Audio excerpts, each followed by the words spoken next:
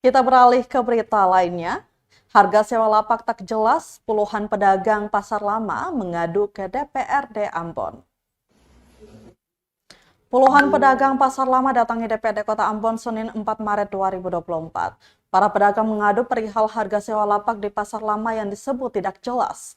Ketua Ikatan Pedagang Pasar Indonesia atau IKP Ambon Muhammad Marasabesi menjelaskan, ketidakjelasan lantaran harga sewa lapak yang dipatok berbeda satu dengan pedagang lainnya. Marasabesi pun menduga ada permainan harga oleh Disperinda Kota Ambon dan pihak ketiga yang menangani pembangunan pasar lama. Dijelaskan ada pedagang yang dipatok 15 juta rupiah, ada juga 28 juta rupiah hingga 35 juta rupiah per lapak. Sementara itu, Sekretaris Komisi 2 DPRD Kota Ambon Taha Abu Bakar mengaku pihaknya akan berkoordinasi dengan pimpinan komisi untuk mengagendakan rapat selanjutnya. Karena itu kesepakatan bersama itu. Karena kelanjutan dari itu betul bisa tahu lagi Pak bagaimana yang tadi kan itu ada yang bayar 16, bayar 78, ini yang menjadi masalah. Sebenarnya terkait masalah pedagang yang pertama.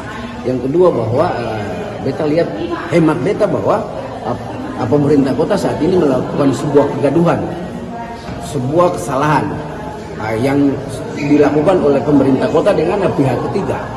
Entah ini ada sebuah konspirasi atau sebuah permainan, tapi beta tahu bahwa ini adalah kejahatan yang dilakukan karena tidak dicantumkan dengan nilai kontrak, yaitu Perpres 16 2016 terkait pengadaan barang dan jasa. Minimal harus sebuah perusahaan PT ataupun orang per orang, dan di situ melakukan sebuah kontrak kerja antara pihak pemerintah dengan pihak oknum atau pihak ketiga ini.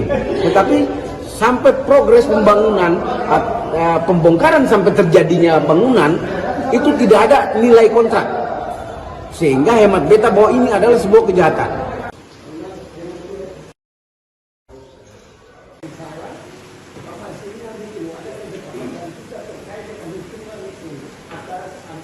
Download Tribun X sekarang, menghadirkan lokal menjadi Indonesia.